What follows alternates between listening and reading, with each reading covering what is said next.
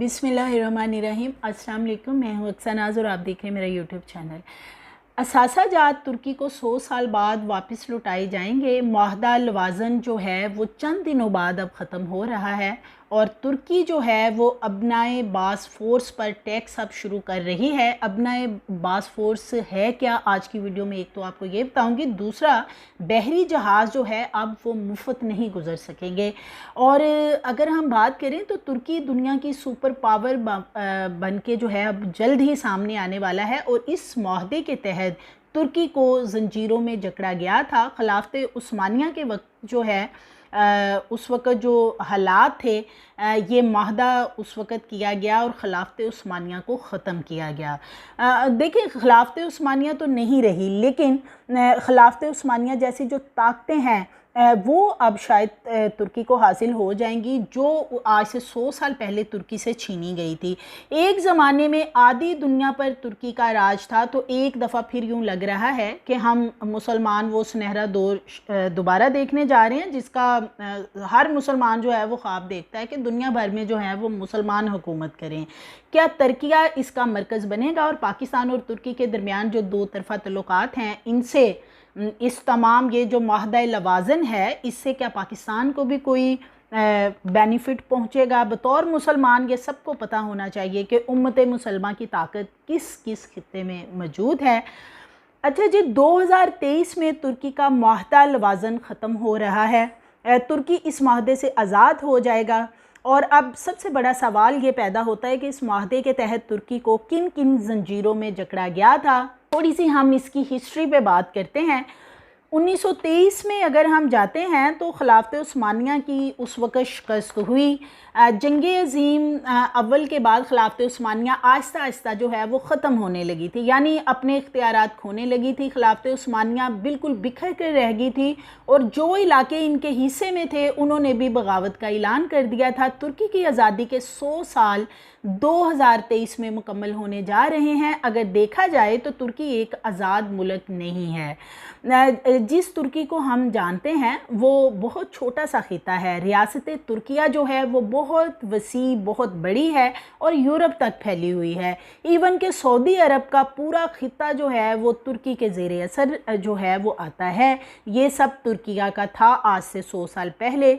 मुआहदा जो है जो 24 जुलाई 1923 को हुआ था, इसका इख्तिताम भी अब 24 जुलाई 2023 को होने जा रहा है और इसका इख्तिताम होने के बाद अब होने क्या वाला है। जिस वक्त अगर हम बात करते हैं कि ये मुआहदा तय किया गया था, इस वक्त बरतानिया, आयरलैंड, फ्रांस, रूस, इटली और जापान इस मुआहदे में शामिल थे। ये 6 मुल्क एक तरफ थे और तुर्की जो है वो एक तरफ था और ये मुआहदा तुर्की और इन 6 ममालिक के दरमियान हुआ था। इस मुआहदे के तहत तुर्किया ने कौन कौन सी चीज़ और खिलाफत उस्मानिया की जो वाली वारिस थे उन्होंने कौन कौन सी चीज़ें उस वक़्त सरेंडर की थी इस मुआहदे के तहत। इस मुआहदे के तहत अगर हम तुर्की की सरहदों की मैं बात करूं तो तुर्की की सरहदें पहले मुतय्यन नहीं की गई थी। खिलाफत उस्मानिया में पहले जो है वो सरहदों का कोई वजूद ही नहीं था। तुर्की इतना वसी पैमाने पे फैला हुआ था, लेकिन जैसे ही ये मुआहदा होता है तुर्की की सरहदें जो हैं वो मुतय्यन कर दी जाती हैं। और अगर इस तरह के हालात जो खिलाफत उस्मानिया के बाद वहाँ पे पेश आए, जब ख़त्म की गई और मुआहदा लवाज़न सामने आता है, अरब समेत 40 मुस्लिम ममालिक जो हैं वो खिलाफत उस्मानिया से निकल कर अपनी आज़ादी को डिक्लेयर कर चुके थे। इस मुआहदे के तहत खिलाफत के वजूद को ख़त्म किया गया। सुल्तान को उनके ख़ानदान समेत जो है वो तुर्की से जिला वतन कर दिया गया। तुर्की को एक सेकुलर स्टेट डिक्लेयर किया गया था। सुल्तान की ज़ाती इमलाक जो थी उसको भी ज़ब्त कर लिया गया। कितना मुश्किल होगा तुर्की के लिए कि जो सुल्तान था उस वक़्त खिलाफत उस्मानिया का, उनको वहाँ रहने नहीं दिया गया और जिला वतन किया गया।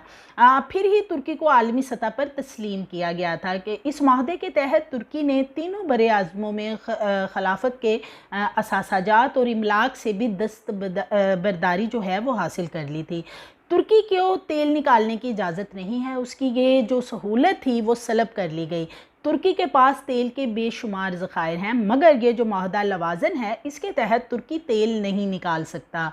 अबनाए बासफोर्स जहाँ से तुर्की यूरोप का अब गला दबोचेगा, बहीराए फास्फोर्स इसे कहते हैं, ऊपर वाला जो हिस्सा है यूरोप और एशिया के साथ ये मिला हुआ है। ये पहले खिलाफत उस्मानिया की मलकियत था, उन्होंने इसको इंटरनेशनल सी में जो है यानी बैनुल-अक़वामी समंदर में तब्दील कर दिया था। इस माहदे के तहत जहाज़ जो हैं वो यहाँ से गुज़रना चाहें, कोई भी जहाज़ गुज़रना चाहे वो गुज़र सकता था इस माहदे के तहत। लेकिन जैसे ये माहदा ख़त्म होगा तो अब अगर तुर्की इस पर टैक्स लगा देती है तो टैक्स यकीनन वसूल किया जाएगा, क्योंकि तैयब रजब अर्दवान जो हैं वो भी कुछ ऐसी अनाउंसमेंट कर चुके हैं।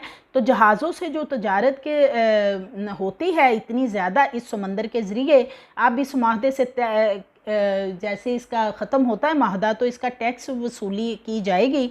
तो अगर मुस्तफ़ा कमाल अतातुर्क की बात करते हैं तो उन्होंने एक सेकुलर मुल्क की तब बुनियाद रखी थी और उन्होंने तुर्की को मुनज़्ज़म करके अनकरा को इसका जदीद दारुल हुकूमत बना दिया था। इन तमाम पाबंदियों के बावजूद तुर्की ने अपनी तरक्की का सफ़र जो है वो किसी सूरत नहीं रोका। तो मुल्क तो मिलिया मीट हो जाते हैं, इस तरह के हालात किसी मुल्क के हो जाएं, लेकिन अगर हम अपने पाकिस्तान की तरफ देखते हैं तो पाकिस्तान के अंदर खुदा न खास्ता ऐसा कोई मामला नहीं हुआ और हमें बैक रिवर्स लगा हुआ है और यहाँ पे अजीब तूफ़ान है और अवाम को और लोगों को किन किन मसाइल का सामना। लेकिन तुर्की की अवाम ने देखें कि एक माहदा करने के बाद इस तरीके से नया सफ़र शुरू किया कि आज वो कहाँ खड़े हैं, वो कितना आगे जा चुके हैं। तुर्की के अवाम जो है वो एक रजब तैयब अर्दोगान की क़यादत में, उनकी हुकूमत में जब से आई है, तो फिर उसके बाद आप देखें कि अगर हम 10 साल पीछे जाते हैं, तुर्की ने IMF के चुंगल से किस तरीके से अपने आप को बाहर निकाला।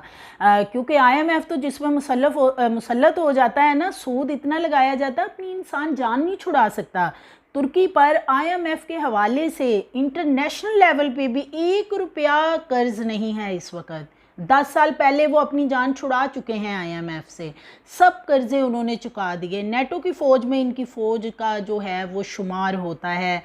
इनके हम माशी तौर पे देखते हैं तो ये क्या कमाल इनकी चीज़ें हैं। टूरिज़म के हिसाब से ये किस लेवल पे जा रहे हैं। और अब 2023 जुलाई में करीब ही है, बिल्कुल जुलाई भी, और तुर्की जो है अबनाए बासफोर्स जो है बिलखुसूस इनके जो जहाज़ों से असल में जो अबनाए फास्फोर्स है अब वो बहाल हो जाता है। माहदा चूँकि ख़त्म हो जाएगा तो जहाज़ों से टैक्स ये वसूल करना शुरू करेगा, जहाँ से अब पूरा यूरोप जो है वो पल रहा है, क्योंकि यूरोप से जितनी भी ट्रेड है वो इस समुंदर के ऊपर वाले हिस्से से की जाती है। तुर्की इसका टैक्स वसूल करेगा, रेवेन्यू उनका बढ़ेगा बहुत ज़्यादा, और सल्तनत उस्मानिया के तीनों बरे आज़म में जितने भी असासाजात हैं उनका हक भी अब तुर्की को मिल जाएगा। सऊदी अरब और हिजाज़ मुक़द्दस का इंतज़ाम जो है वो भी खिलाफत उस्मानिया के पास था, तो तुर्की जो है वो अब क्लेम करेगा। और अगर ऐसा है तो ये बहुत बड़ी लड़ाई भी हो सकती है सऊदी अरब के साथ, क्योंकि सऊदी अरब नो डाउट बहुत ही अच्छे अंदाज से सऊदी अरब जो है वो इसका पूरा सेटअप चला रहा है हिजाज़ मुक़द्दस का, और बड़ा बेहतरीन इंतज़ाम उन्होंने चला रखा है। अगर उनसे कोई ऐसा क्लेम करता है तुर्की तो क्या वो ये देते हैं इनको वापस, क्योंकि ये जो माहदा लवाज़न है इसके तहत तो इनके पास ये तमाम चीज़ें वापस आनी चाहिए। तो नाज़रीन देखते हैं 24 जुलाई भी अब करीब है, ये माहदा ख़त्म होता है, उसके बाद तुर्की की तरफ से क्या जो है वो मामलात उठाए जाते हैं। जो भी ये खिलाफत उस्मानिया की सूरत में चीज़ें इनसे छिन गई थी ये उसके लिए क्या आवाज़ उठाते हैं, और अगर ये तमाम चीज़ें उनके पास आ जाती हैं, उनके असासाजात बिलखुसूस, तो फिर तुर्की कहाँ पे स्टैंड करता है। मज़ीद वीडियोज़ के लिए चैनल को सब्सक्राइब कर लें, लाइक करें, बेल आइकन को प्रेस करें ताकि आने वाली वीडियोज़ आपको मिलती रहें।